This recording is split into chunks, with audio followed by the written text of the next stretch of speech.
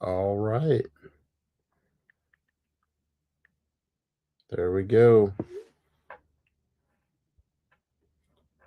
So, yeah, we're live. Oof, let's just drop that off. Okay. Now, how do I see this?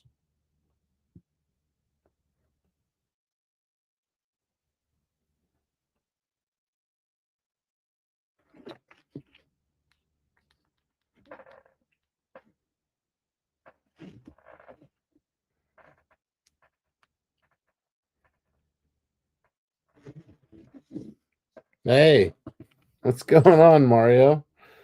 We are live. We are up and running.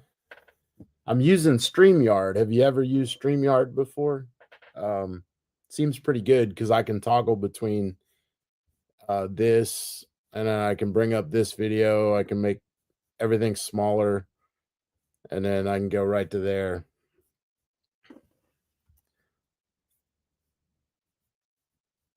Well, hello, Mall B. Not much. Just going live, saying thank you to everybody who subscribed. I'm over 500. I've hit the first level of monetization, and it's good times. Just trying something different. Um, yeah, it seems like it's a pretty good platform. You know, I don't know, but yeah, I don't know. Tonight, I think we can check out the new video, the Open Road 270 awning. I can take some questions Q&A if everybody wants to kind of do that, and if not, we'll just do it and we'll just video it and we can show it later. So Starlink struggled with band length. Yeah, that Starlink not as good as what maybe everybody thinks it is here anymore. I don't know. But yeah. So 4 people. All right. I don't really have a plan for this live stream. I'm just here. If you saw the other live stream, my daughter came in and started messing with my lighting. Been kind of a stressful night with her, so um yeah, definitely slowing down since everybody found out the awesomeness that is uh the awesomeness that is Starlink. But either way. So how was your trip? You didn't get a chance to go. Be new gears are holding up great, honestly. Um gas mileage I mean, it is what it is. I'm in hill country, so I don't get a lot of improvement there. But I definitely have more power. There's definitely it's torquier. There's definitely a lot more um on demand power, and I mean it comes pretty quick. So it has made the Jeep a lot more fun to drive, but it's as far as gas mileage, I didn't get much out of it. But when I am on the interstate, I stay in 8th gear. So it's pretty good. I'm really happy I did it. Yeah, Saint made it to St. Louis and flights were canceled. That's been the story of like the last couple winters here. Actually, Mario, before you got here, we went to St. Louis that first winter to catch a flight, and boy, did they canceled it on us, and then there was no flights out, and we were flying to Oregon, and my wife and I decided, you know what, it's only a 24-hour drive. Let's just go ahead and try and make that, and that that didn't work out well. So, yeah, had a few people drop off, but that's okay. That's all right. So, but really just wanted to give a shout out to everybody who has subscribed. Thank you. We've reached the first level of monetization. I really appreciate it. If you haven't, if you're here and you haven't subscribed, like and subscribe definitely helps the channel out. I think you have the option to kind of leave me a super like or something there if you want. No pressure. If you want to do that, I'd appreciate it, but no issue. I really appreciate your subscription to the channel and liking and following all the content that we've got going on. So, yeah, but I don't really know what else to talk about other than thanking everybody that comes on. Yeah. Driving around here is kind of crazy because of the weather. Yes, the weather. Mama B. I feel like I know you, but I don't.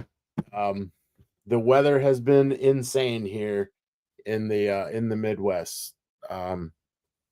It's unbelievable that Jess R. Thank you. I really appreciate that. Congrats on 500. I really appreciate it. Thank you. The weather here, though, has been insane, and it's just going to get more insane. This frigid temperature. I like cold weather. I walked outside this morning and was like, "Damn, it is ridiculous outside." Made me almost think for a second that maybe I should, when I retire, move to a beach weather climate, a warm weather climate. So I've watched a few of your videos. Thank you. I really appreciate that. Hopefully you have liked and subscribed and followed. So, is there, if anybody's got any questions or anything, that's kind of what this is, just a Q&A. I've got the Open Road 270 awning video up and ready to go. If nobody asks any questions, we can play that. Typically, if you've watched my other live streams, I'll play the video. I'll kind of show it. I'll real quick, just it'll come up like this. I'll play it. I'll mute myself. I'll talk about it, and then I'll pause it. We'll come back to this screen, and I'll just kind of talk about like why I did what I did, why I videoed it, the way I videoed it, and just give you guys a little bit more background versus just like actually watching the other video. So, did I put the tent back on my Jeep? I did. I'm not sure when the last time you saw the Jeep. I may have had the Diamondback cover on. I was running the tent a little bit on that, but that got to be a pain in the ass to kind of reach up in there and grab the stuff out of the bed. But the Rebel Off-Road half-height bed rack, Explorer bed rack has been amazing. The tent's on it. It runs on it the whole time. The awning is on it. Just keep that thing there. Don't really notice any difference in power or anything, any weight. It balances out. It rides fine. But yeah, the new monetization features. I just hit this like a day ago. I didn't get a chance to really read through it.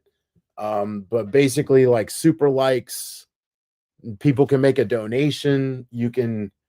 I really quickly set up like levels of membership. I'm not asking for any of that. I will dig into it and kind of see what kind of things I can offer people. I'm kind of liking the live stream. I may go to more content like that where I can talk about a video. I can bring in other videos. I can review videos and things like that. Because this just makes it easier. All I got to do is build a thumbnail and then put a description and then post it. And then all I get to do is just talk. So, but yeah, I set up Adventure Gear TV. My buddy Mario's on. He asked what the monetization features are. I set up 3 different levels of memberships.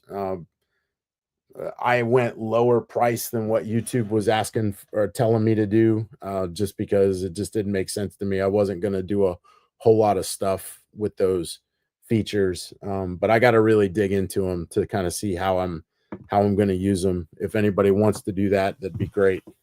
But yeah, so 2025, yeah, definitely have learned a lot by doing YouTube this past year.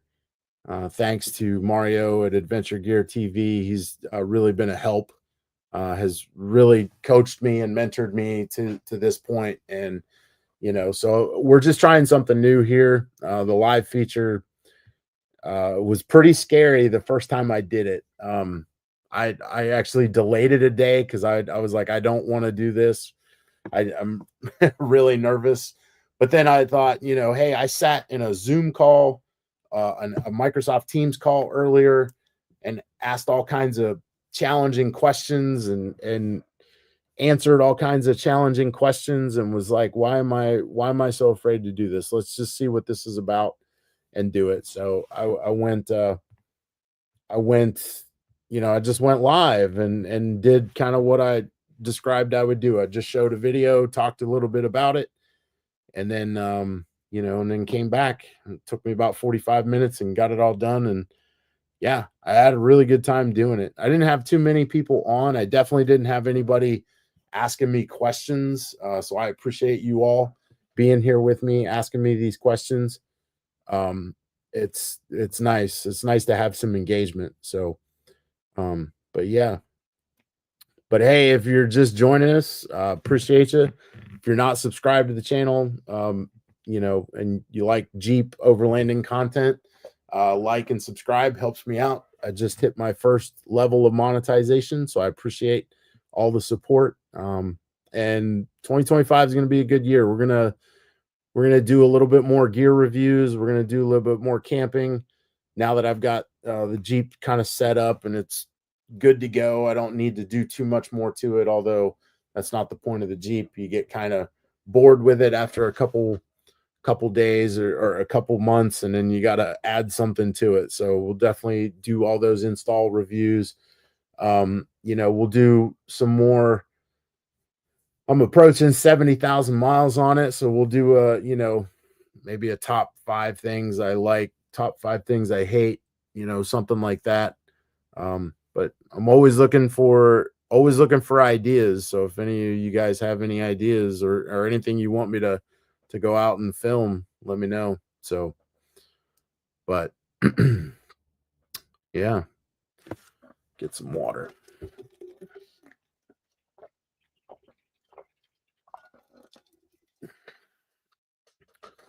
Kind of gear do I want to review? That's a good question. So if you notice, if you know how I've hold on one second. If you were with me from the beginning, this used to be Jack Monkey Jeep, and I've since changed it. That was kind of advised to me just because I had Jeep in the title, and Jeep has been known to kind of go after YouTubers who don't have rights to use that name in their monetized channel. So I changed it to Jack Monkey Overland Adventure because I got into this because I like overlanding. I like taking my vehicle out, using it for camping. So I'd like to get a different tent. I'd like to check something out to I'd like to, try something different in the rooftop tent category. I definitely have a soft, what they call a soft top rooftop tent. So it just, compared to the new things that just like open up and they've got the gas powered struts in them that just open up like these. The one I got, I actually got to flip it over. I got to go to the other side. I got to run back and forth. It's a whole process. Takes a few minutes to set up. It doesn't take long, but definitely compared to like what Mario had on his whenever he had a Jeep, it takes a lot longer to set that stuff up. So I'd like to get some maybe a new tent. It's winter. I like going out in the snow and camping. I'd like to do some reviews on some tent heaters. There's some different things out there, and then just some old school ways of keeping warm in this weather. Sleeping bag, sleeping bag liners. Just the different ways how you actually dress to sleep in a sleeping bag. There's a lot of different schools of thought on that, whether you should be naked, whether you should have layered clothing, you know. And I know what the military teaches us to do. Yeah, the Nature Nest rooftop tent. That's what you had, and it was definitely a good tent for the price, especially. We should. I can't go this weekend. I think we're gonna go see Disney on Ice on Saturday. So, but this would be a good weekend to do it because it is gonna be in the teens, I think. But I'm down to do it. Next weekend might be a good weekend, but yeah, maybe one overnight trip, and we can get into like what are the meals we cook, whenever it's really cold. It kind of changes things, depends on like your camp kitchen setup, like what are you actually using, in this weather, like a in this weather, like it's honestly kind of nice to just kind of build a fire, boil some water, and put it in a mountain house and just eat something warm, get warm, crawl into a sleeping bag and go to sleep. So yeah, winter camping is definitely an awesome idea. It takes a lot out of you. Yeah, we can definitely do that. Compare the Jeep to the minivan. The definite obvious pro is probably going to be I'm going to be able to get deeper into the woods than you can. But that kind of defeats the purpose. If you can't go where I can go, then why would we go camping together? We go camping together so we can enjoy each other's company, and fellowship by the fire, share a few drinks, whatever, share a meal. If you if you want to come with me, I'm going to go where you can only go, and vice versa. So, but yeah, you would be sleeping in your van. I'd be sleeping in my tent. So definitely a good video idea there. Camping in the rain. That kind of sounds like what do you call it? An ASMR video where you just kind of put the camera on, or maybe you just go live and you just let it kind of roll and people watch it for the raindrops, the sounds, all the relaxing stuff that goes on while you camp.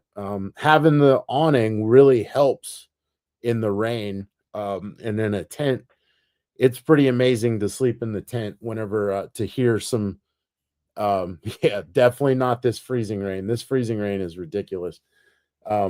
If you watched my live feed the other day, I kind of talked about that. Like this snow, this little bit of weather that we got is not bad. And if you're going 10 miles an hour, there's no way this is life threatening. Like you could not wear a seatbelt, have an accident at 10 miles an hour, and you're not going to kill yourself. But we just make it out to be like Armageddon, Snowmageddon, the worst thing in the world. But yeah, I definitely wouldn't want to be out in this without some kind of heater or ability to make a fire. If I lead, you can yank me out if I get stuck. That's right. We can definitely pull that van out. That's not a problem. So, do you lower your tire pressure in the snow?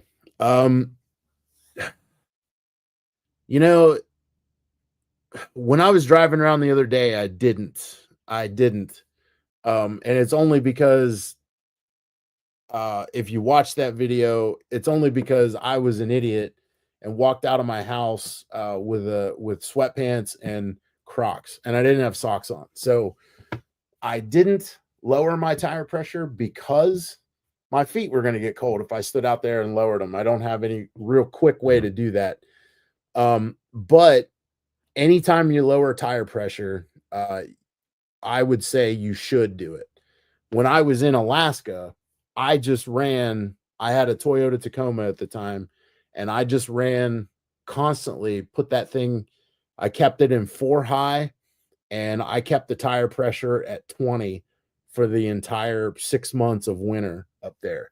And I'd never got stuck anywhere. And it worked well. So I would suggest that if, not here, because they clear the roads relatively quickly within a day or two.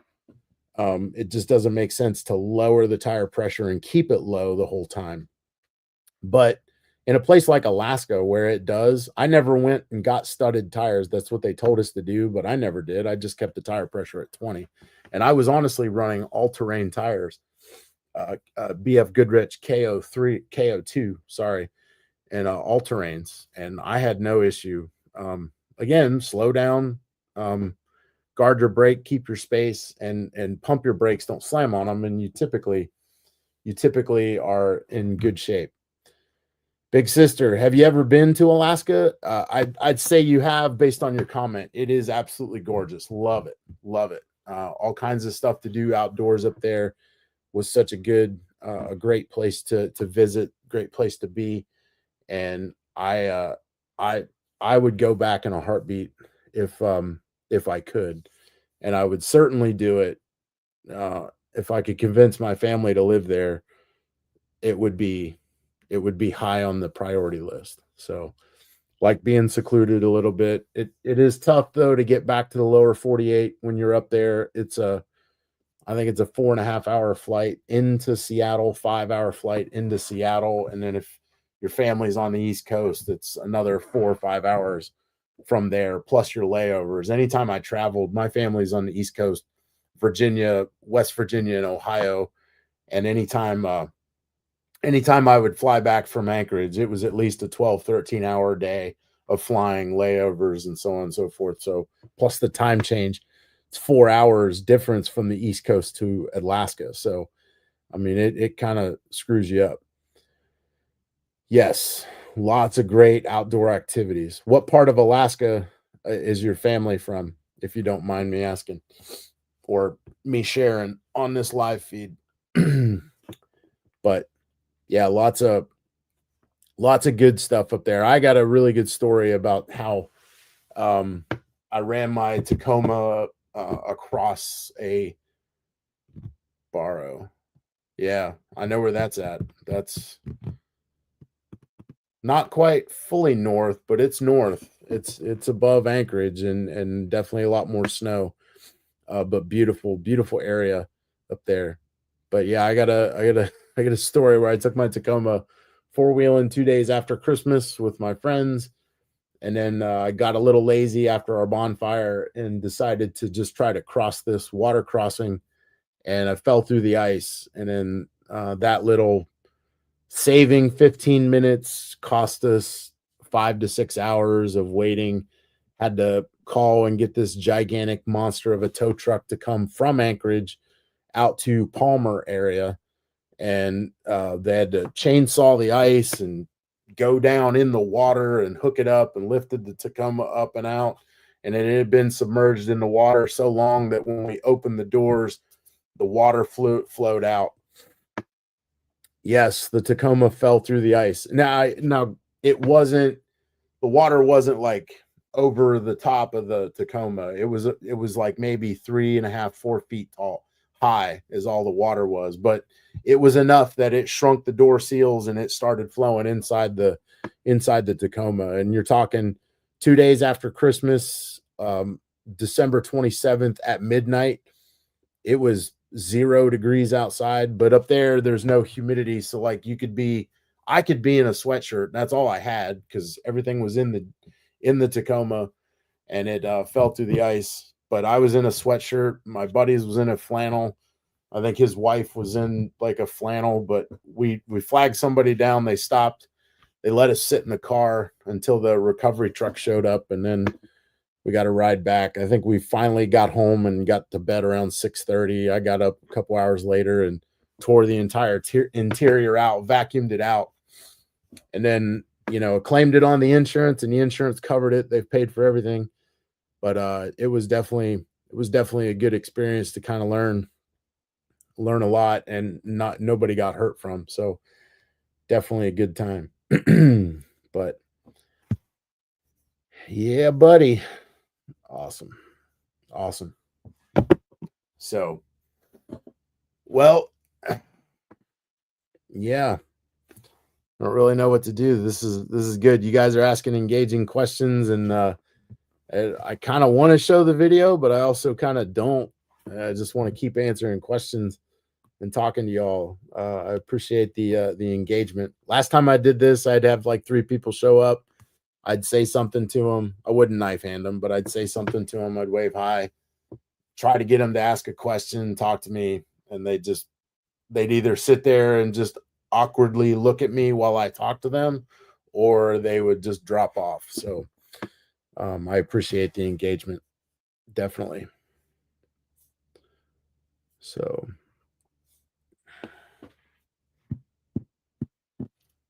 my plans for the Jeep this year.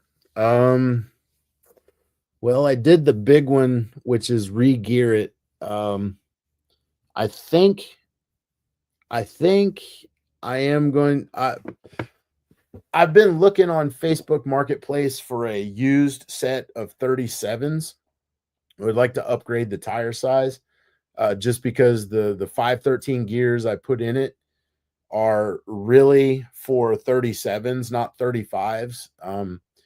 The 35s with 513. Now this thing is torquey. I've never driven an electric car, but it's kind of like that. I would imagine you hit the gas and it just goes. I never had it weighed down going home to Ohio just this past couple weeks ago, and when you let off the gas at a stop or let off the brake at a stoplight, it just goes like you. And I was towing a trailer, and it's torquey. So it kind of needs a bigger tire to kind of put it in the right gear rate range, but it is pretty fun to drive. So that's kind of a thing. I'm thinking about going to 37s, but the tires I got on it are so new. I just got them a year ago. Mario, you were there. You helped me you took me to the dealership to pick it up with the tires on it. They're so new that I don't want to buy brand new 37s just like a year and a half after getting 35s. So I'm just looking for a used set to see what I can throw on and run to see if I really like it. There's no problem with the 35s, but the 37s are definitely, I don't know. It's a look thing. I'm not going to Moab anytime soon, but 37s at Moab are awesome. I don't know. I was thinking about, I'm really kind of stuck on the onboard air thing. I want to do some, I'd like to put an onboard air system on it, but it's not needed. I've got a portable air pump that I keep. It's battery powered. I keep in the Jeep, and I keep the charger there, and it can plug in right into the bed outlet, and it's basically onboard air. It's just not mounted anywhere, but you can get all the way up to 30s with the Sienna and a 3.5 inch lift. I can't wait to see that. If you need some help doing that, let me know. I'll come out and I'll help you put a 3.5 inch lift on your Toyota Sienna. That'll be interesting to see. But yeah, I think that's kind of it. The big purchase was the re-gear. So I'm kind of done with big things for a while. I may add another light set. I had some plans to kind of put some tail runner lights on my bed rack that kind of gives me kind of 360 lighting when I'm at camp out once I get it kind of done and set up. But I think that'd be good. But that's relatively inexpensive. I just put lights on it on the front. I bought some RoadShock Edge 4-inch light pods from Harbor Freight. I've got a video ready to go. I still need to film an intro and do a couple voiceovers. I need to edit it, I've been so lazy. November, December got kind of rough with YouTube because it just like my previous 5 videos to that were just tanking. And Mario kept telling me just don't quit, and I didn't, but it got real hard to kind of stay motivated there for a little bit. But December came around, got some more subscribers and stuff, which I really appreciate you guys. And so yeah, all that to say, like, I just put lights on it, but I haven't posted that video yet. I still have to edit it and do some things, which it's up. I've got it. I'm working it now. But yeah, lights, maybe 37s. I'm definitely looking at that, and then some onboard air. But I'm kind of iffy on that. That's like a $600 upgrade, $300 to $600 upgrade, and then you kind of lose space if you mount it in your bed. So I'm kind of up in the air. It's not really a capability I need, but I don't know. I just kind of like the idea of it. So,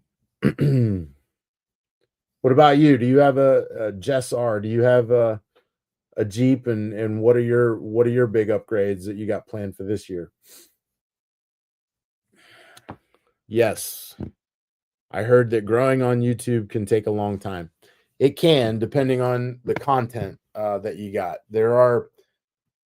I don't know. I don't know anybody personally. Mario can share his story, but I'm at a year and some change of doing this. I've got about 76 videos, I think, between the lives, the videos, and the shorts. And I'm just at 500 subscribers. The real monetization comes at 1,000. So I need to double my subscribers. I think my watch time I'll get sometime in the next couple months. But I need to get 1,000 subscribers. So trying to do some live stuff to kind of boost that a little bit. Like I said, I appreciate the engagement here. We're up to 9 people watching that now, So I really appreciate everybody being here. If you haven't subscribed, subscribe, helps the channel out. But it's a process, and I've learned a lot from the process. I've grown as a person. I now have a much more better understanding of what my likes and dislikes are in this process.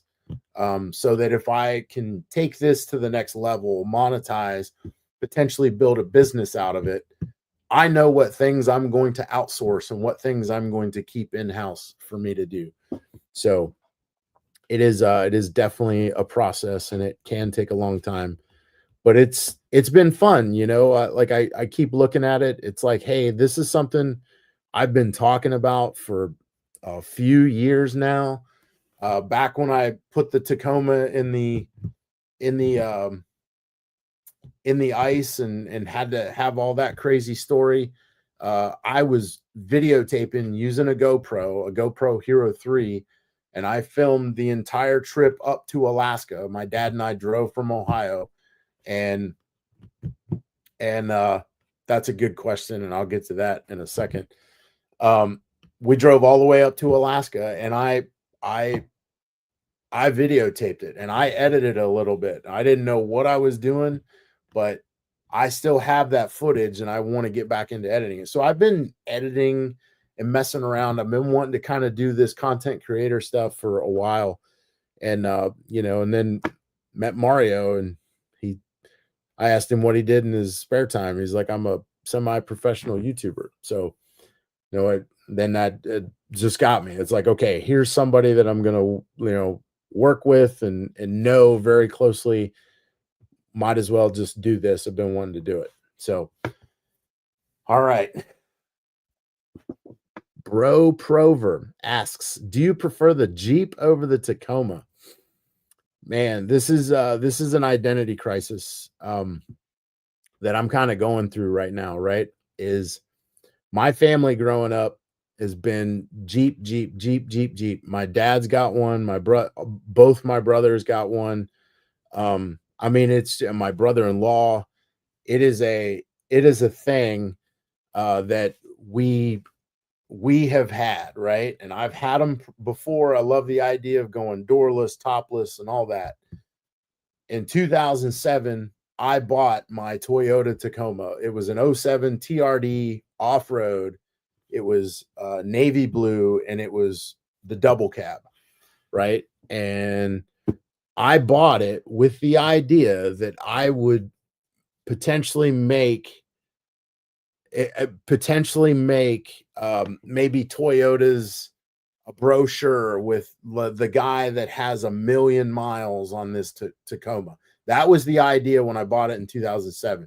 And I'll tell you that if I'd have known more about going to Germany, then maybe the people I talked to led on to believe, because I went to Germany from Alaska, and I had my Tacoma from 2007 all the way up to 2019. It had 240,000 miles on it, and it was a tank. Like, it literally, like, when we pulled it out of the creek, because that's where I'm from, and opened the doors and water flowed out, we jumped in and it started right up. The overpressure with the muffler being under the water, like, caused it to stall out and everything. But it started right up. I had no issues. They replaced all the fluids. We replaced the transmission, and no issues. None. That thing was a tank. It took everything I threw at it. It drove all over the country. Like I said, it was an 07, had 240,000 miles on it, and it basically had a brand new transmission in it.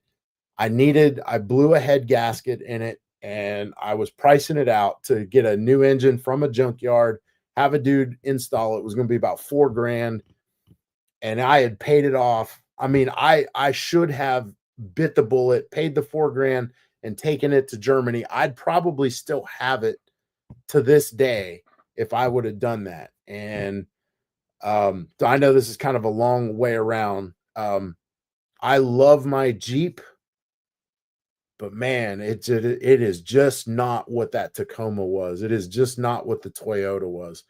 And I have been talking with my wife. I'm like, hey, when we were leaving Germany, I was kind of up in the air, Jeep, Toyota. And I'm like, I kind of want to get a 4Runner. It's a little better platform for overlanding than maybe a Jeep is. I don't know. So don't get me wrong. I love the Jeep. It is just kind of like, man, it's just not, they just don't have the reliability that a Toyota has in a Tacoma or a 4Runner. Maybe not the new stuff. The new stuff I've heard they've been having some issues with, but man, that 07, that second gen, third gen Tacoma, you couldn't beat those things. Like, you literally, those old commercials from the early 2000s, if you've never seen them, you can go on YouTube, just open up another web browser and look for Toyota Tacoma early 2000s commercials, and they got all kinds of. There's one where the girlfriend pushes it over the hill, it rolls down, and it lands on all fours, and it literally has no damage, and the dudes drive away in it. And that literally, like, those trucks were just indestructible. You couldn't beat them. So yeah, a little bit of an identity crisis. I love the Jeep kind of because it's what I got right now, and I'm not going to go against it. But but those Tacomas are Toyotas in general are just awesome vehicle makes. What do I think about the new Broncos? So I grew up a Chevy person, not a Ford person. So an old Bronco, awesome. New Bronco, I don't really care for. The ones with the hard tops, they rattle. They don't feel like they're put together well. They are brand new. Give them a few years, they'll probably get a little more solid. But now that's not to say that Ford doesn't make a good product. I just prefer Chevys if I'm going kind of an American brand. But honestly, like, I kind of like the Dodge Ram better than I do a Chevy Silverado or an F-150. But yeah, I don't know. They do have some pretty cool capability. Those new Broncos with that, like, I forget what they call it, but they call it like the sand crab or whatever, where it can it's not the crab walk where the tires turn like this, but like one side will lock its brakes and it'll kind of crawl around. They call it like a tight turn radius. That's pretty neat. I like that. But for just ease of use, an old Jeep is a pretty awesome thing to just kind of putz around in and do some four wheeling with. But definitely they don't really hold a candle to a Toyota when it comes to reliability and length of time those things can spend on the road. So yeah, I doubt I'll get 240,000 miles out of my Gladiator. If I do, that's great. But I'm fully kind of looking for that time that the engine and everything starts taking a shit on me. So, but good questions. I appreciate the questions. Really do. Really do. So, yeah.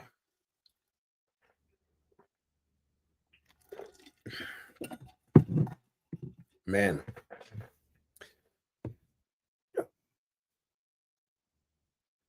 So I keep looking over here. I got my phone set up and I'm watching kind of the comments because they're a little more live over here than on my actual computer. Would you ever consider getting a Wrangler? Yeah, and I actually have. When I was going with this decision to buy it was between a Wrangler and a Gladiator, and I went Gladiator just because of the space you have in the bed versus the little space you have in the back of the Wrangler. I actually prefer the 2-door Wrangler to the 4-door Wrangler, but with a family, that is definitely a you can't go that way. You just can't go that route. My wife, my daughter, maybe when my daughter's older and she's not sitting in a car seat, but it's just not practical. But yeah, the Wrangler, you know what? Here's the one thing I do like about the Jeep Wrangler over the Gladiator. Not that I would ever pay this price, but I did consider it. Was the 392, that Hemi, the 392 5 point whatever liter V8, 5.9. I can't remember what it is exactly. But the 392 Hemi engine in a Wrangler, I think is pretty sweet. I don't think it's $76,000 or $80,000 sweet, but I think it's pretty sweet. And then I do like the 4xe concept. If you followed any part of my channel, it seems kind of like man, this guy definitely doesn't know what he's talking about because he got into the wrong vehicle. I talk about gas mileage a lot when it comes to my Gladiator. Like it sickens me. My family just makes fun of me. They're like, "What's your gas mileage?" And I'm just like, like I'm just trying to save as much money as I can because these things are just continuous money pits. And I like getting the best gas mileage out of my vehicle without sacrificing all the fun that it is to drive it. But around here, if I drive the Gladiator the way I want to drive it, I'm barely going to average 12 to 13 miles of the gallon. So I like the 4xe for that. You get the 26 mile range out of the electric motor. If I'm doing that, if I've got one of those and I'm commuting to and from work, which is just like 16 miles one way, like that's perfect. I don't even think I'm 16 miles. It's perfect. I can do that and not ever use any of the gas. And then when you go four wheeling, like I've heard rock crawling, going four wheeling, trail riding with the electric or the hybrid vert is like, it's awesome because of the torque and the power on demand that electric engine gives you. So yes, I have considered a Wrangler and I would like to potentially get into one day. Maybe when I'm kind of retired and I've got, I can retire the Jack Monkey. Maybe I can get myself a little 2-door TJ and build that thing up. And then I can get into a 4Runner and that can be my daily driver. And maybe the 4Runner's a hybrid version. So I got the true Overlander with a little bit more range because of the electric plug-in version. I have seen the new 4Runner, Big Sister. There's a few content creators out there that I follow that are Toyota, that are on the other side of the fence with Toyotas, and they've been doing a lot of reviews on those 4Runners. I think they look pretty sick. But I also really like the look of the recent ones. I think that, what is that, a 3rd gen or a 4th gen? The newer, the generation prior to this one. I think those look pretty good too. But I think they did a really good job with the brand new ones. And it's a good the design is really good. I've heard though the quality and maybe some of the reliability standards have gone down a little bit. But I haven't heard a whole lot about that, but I've seen, maybe these are just people that are paid by Jeep to say that. I don't know, but I've heard a little bit about that. So Mama B says that Big Sister, she really likes the new 4Runner. I think they look nice. I'm excited to kind of see what comes out. Some guy in my neighborhood has a brand new Tacoma too, and I don't know, the 4Runner I like. The new Tacoma I think looks too much like a miniature Tundra, but it's got a good stance. But again, that 3rd generation Tacoma I think is my favorite look of all the Tacomas. So yeah. What do you guys drive?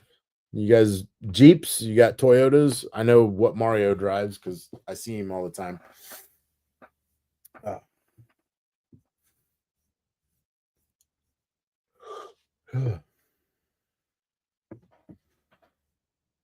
Awesome. Heck yeah. It's that awkward silence time where it's just like,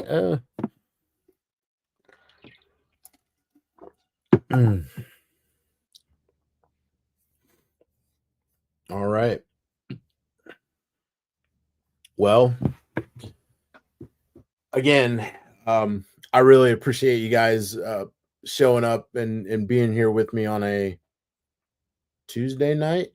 Patriot 4-wheel drive. Like it. My brother, so my oldest brother, Pathfinder Platinum. Okay. Well, Nissan. I like Nissans. Actually, when I had to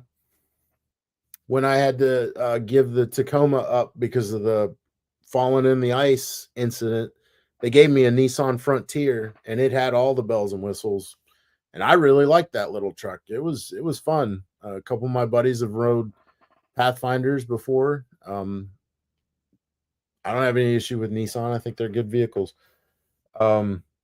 I don't know what a Platinum Pathfinder looks like, but I'm sure it just looks like an upgraded Pathfinder. The Patriot, though, my brother has he bought this thing and it was already built. But it sits on Dana 60s. I'm gonna screw it up, but I want to say it's like a 9-to-1 Pilot Trail Sport. Yep.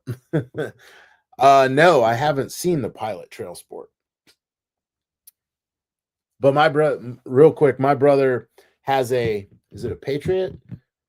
Or it's one of those types of Jeeps. I can't remember if it's a Patriot or what it is, but it's all right, Jessar. Appreciate you being here. Have a good night. But it's like a Patriot. Imagine like one of those small Patriots, and then it's built on a 9-to-1 transfer case, Dana 60 axles, and it's running 42-inch tires with like a 7-inch lift. And he clearly he trails this thing. It's not street legal. And then he takes it, up these just crazy rocks and mountains and stuff and hill climbs. And but it's not a Patriot. I just can't remember I can almost see it in my head. I just can't remember what it's called. But but no, Mario, I haven't seen the Pilot Trail Sport yet. Open another window and just type it in. Pilot Trail Sport.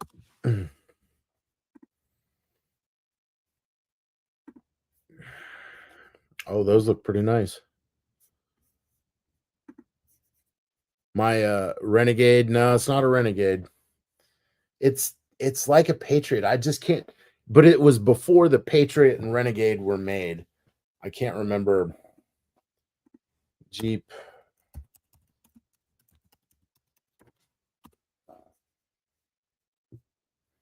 Yeah, it's not a Patriot. Oh man. No, it's not a Compass. Renegade, Cherokee, Compass, Gladiator, Cherokee Reg. Yeah. It's the older version of a Compass Patriot. Can't remember what it's called. It's like the early 2000s version of a Compass. They don't make it anymore. I just can't remember what it's called, but it's like that. Yep. And now I'm Liberty. That's it. Thank you. Thank you, ACS. April. Yeah. Hey, thank you. Yeah. The Jeep Liberty. That's what it is. He's got a Liberty. And like I said, it's built up on this just absolutely ridiculous platform, 9-to-1 transfer case. I think it's 9-to-1. It's definitely more than the 4-to-1 that the Rubicon has. And then Dana 60 axles with those are like massive axles, 1-ton axles. So, and it's just sitting on 42-inch tires and 6-inch lift, something like that. Clearly custom built, but that is it. Yeah. Jeep Liberty. Absolutely. Yeah. So, oh man. All right. Well, guys, gals, ladies, gentlemen, it has been such a great time spending this last hour with you all. Thank you so much for the questions. Thank you all for tuning in. I'm going to leave it as it is because it is 10 o'clock. It's my bedtime because I'm trying to wake up at 5 every morning and be in the gym at 6. So, I appreciate all the questions, all the engagement. This has really made this enjoyable. So I'm not sitting here just talking to myself the whole time. But thank you all for the questions. If you haven't subscribed, please do so. Like this, and I'll do my traditional sign off. It's not the weekend, but when you get to the weekend, get out and enjoy it. Don't waste it sitting around your house doing nothing. And we'll see you next time on Jack Monkey Overland. Thanks, everybody. Have a good night.